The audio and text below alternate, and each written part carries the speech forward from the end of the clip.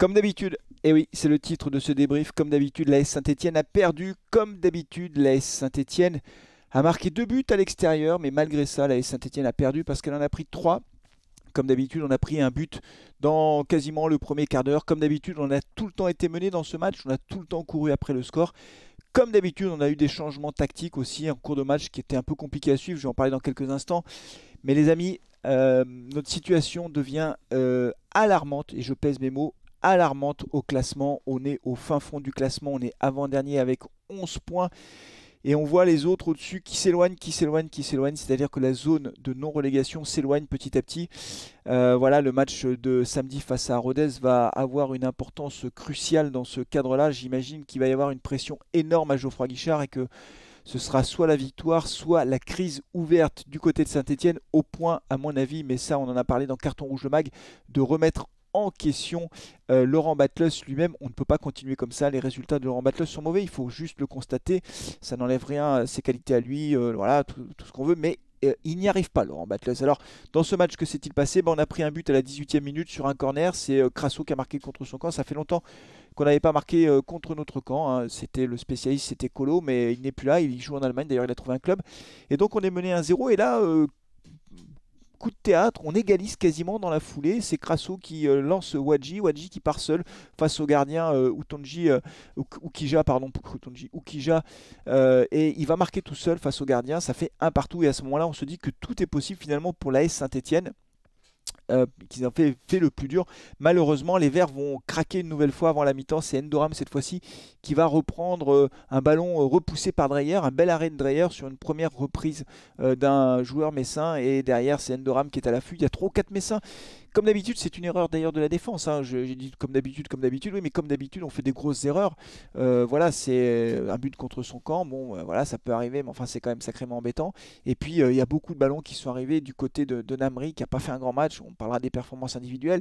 Mais là, Ndoram est tout seul. Il n'a plus qu'à pousser le ballon au fond des filets. 2-1. À la mi-temps, Laurent Batles décide de changer de tactique, de changer de schéma de jeu. Je comprends plus rien à ce qu'il fait d'ailleurs. Honnêtement, je ne sais plus qui joue où. Je ne sais pas si les joueurs ont compris quelque chose. À un moment donné, il va falloir arrêter avec tout ça.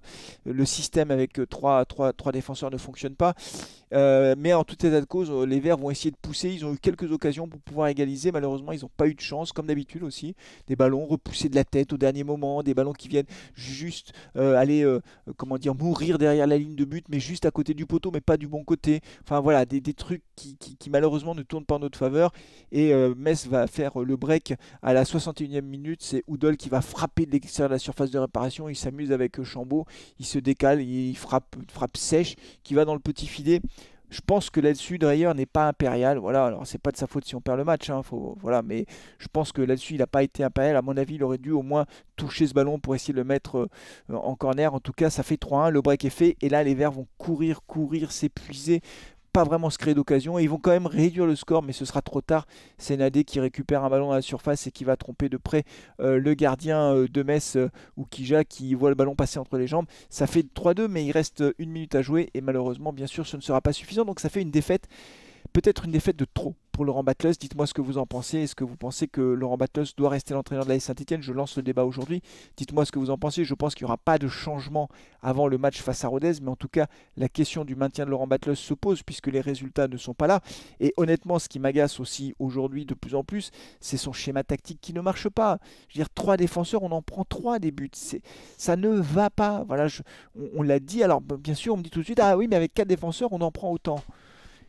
Ouais, mais moi je pense qu'il ne faut pas jouer en 4-4-2 comme il a fait. Il faut en jouer en 4-2-3-1. 4 défenseurs, 2 milieux de terrain récupérateurs. Il faut laisser Bouchoirie en milieu de terrain récupérateur. Ça a été l'homme du match côté stéphanois. Il a été très bon, Bouchoirie. Donc tu joues avec 4 milieux de terrain, enfin 4 défenseurs, 2 milieux de terrain récupérateurs. Tu mets Bouchoirie d'un côté, tu mets après, est-ce que tu mets Cafaro, j'en sais rien, est-ce que tu mets Mouton, bon, là, le deuxième milieu récupérateur, mon conduit peut-être, même si je trouve qu'il n'est pas très bon. Et après, tu as Lobry, tu as Crasso en pointe, et puis Chambaud. Et puis voilà, c'est tout. Et devant, tu mets Wadji. Mais il faut qu'on blinde la défense. On peut pas prendre 3 buts par match. C'est open bar. Alors là, ils avaient deux matchs qu'on prend pas de but. Ouais, enfin Amiens, franchement, bon, ok, on prend pas de but, mais Amiens a été nul. Et puis face à Rodez à domicile en Coupe de France, bon, c'est pas non plus un miracle. Bon, voilà, on prend trop de buts. Alors quand on regarde en plus les stats de ce match, vous voyez que, enfin, vous voyez, je vous les donne. Saint-Étienne a eu la 54% de possession de balle. On a eu la possession de balle 19 tirs contre 14 pour Metz. Et on a eu que 4 tirs cadrés, 6 pour Metz. Et on a fait beaucoup plus de passes que Metz. Donc, en fait, dans les stats, dans le jeu, on n'a pas été ridicule. Mais le problème, c'est qu'on prend beaucoup trop de buts. Donc, voilà, moi je pense que Laurent Batles, il est responsable du schéma tactique qu'il met en place. Son 3 défenseurs, ça ne marche pas. On l'a vu en première mi-temps. Masson a été nullissime. Namri n'a pas été bon.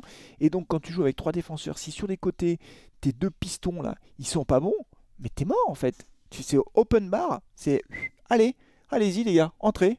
Allez, au suivant, but suivant. Allez, allez. C'est ce qui s'est passé. Alors on va me dire, ouais, en deuxième mi-temps, quand on a pris le troisième but, on était en 4-4-2. Je sais même pas en quoi on jouait d'ailleurs. Je comprenais plus rien au schéma tactique. Mais le mal est fait en fait. Le mal est fait quand on est mené 2-1 à la mi-temps, c'est hyper compliqué. On est à l'extérieur et tout. Tu es obligé de te découvrir pour essayer d'égaliser. Donc tu es en mauvaise situation. Voilà, et ces changements tactiques permanents. À un moment donné, Saban, il est rentré à la mi-temps. À un moment donné, il joue à gauche et après on le revoit à droite. Moi, je savais plus où il jouait, Saban. Donc là, franchement, Laurent Batles, ça va pas sur le plan tactique. 4-2-3-1. Voilà, je répète, 4, 2, 3, 1. Voilà, tu blindes 4 défenseurs et à plat et 2 milieux récupérateurs. Et après, tu laisses Crasso qui n'a pas été bon non plus. Hein. Trop nonchalant, Crasso. Pendant le live, il y en a un qui sur le chat m'a dit Crasso, il a déjà la tête ailleurs puisqu'il a refusé de prolonger son contrat. Ça y est, Crasso, il est parti. Ça y est. Donc là, il n'a pas été bon. Il a fait la passe D, hein, il a quand même fait la passe décisive.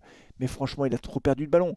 Mais avec un joueur comme Crasso et Wadji devant, tu peux jouer avec moins de joueurs devant en fait. Ils sont capables de faire la différence à tout moment. Wadji est très rapide, il peut prendre la défense de vitesse. Il l'a fait là d'ailleurs face à Metz. Et puis Crasso, malgré tout, quand il fait ses doubles contacts, etc., il peut sortir de situations difficiles. Donc, Laurent Batles, si tu regardes ce débrief, essaye le 4-2-3-1. Voilà, tu le mets en place face à Rodez et tu verras, on gagnera 1-0, on gagnera 2-0. Mais tu mets un 4-2-3-1 en place, s'il te plaît. Essaye ça. Pas un 4-4-2. 4-2-3-1. Voilà, c'est pas compliqué. Tu verras, ça marche. Hein. Je t'assure, tu vas voir, ça marche. Ça va bien marcher. Après, franchement, Masson, là, Et puis alors Silva, ils n'arrivent pas à faire des passes. Donc c'est vrai que défensivement, on a des joueurs qui sont quand même très faibles. Il faut quand même le dire. On a un gros problème défensivement avec des joueurs qui sont hyper faibles. Donc les amis, c'est l'alerte générale côté de Saint-Étienne. On file tout droit en national, c'est vraiment incroyable. Il y a un an jour pour jour, je disais on file tout droit en Ligue 2, j'étais catastrophé, mais c'est pire aujourd'hui, on file tout droit en national. Donc maintenant c'est la réaction face à Rodez, on va attendre ce match, on va voir ce qui se passe. La semaine va être compliquée pour Laurent Batles et ses joueurs à l'entraînement, mais de toute façon, à Geoffroy Guichard, ils n'ont pas le choix, il faudra qu'ils s'imposent. Voilà, en 4-2-3-1. I repeat Laurent Batles, 4-2-3-1. On se retrouvera pour l'avant-match, on se retrouvera évidemment pour le match. D'ici là, merci les amis d'avoir suivi le live, on a été très nombreux. Merci aussi pour tous les likes des vidéos, les abonnements, on vient de passer les 15 300 abonnés. Vous êtes vraiment formidables, malgré la saison terrible que l'on vit, vous êtes toujours là. Je ne sais pas comment vous faites en fait, je vous admire. Voilà, merci beaucoup pour tout le soutien. Prenez soin de vous, de vos proches et allez les Verts. Ciao.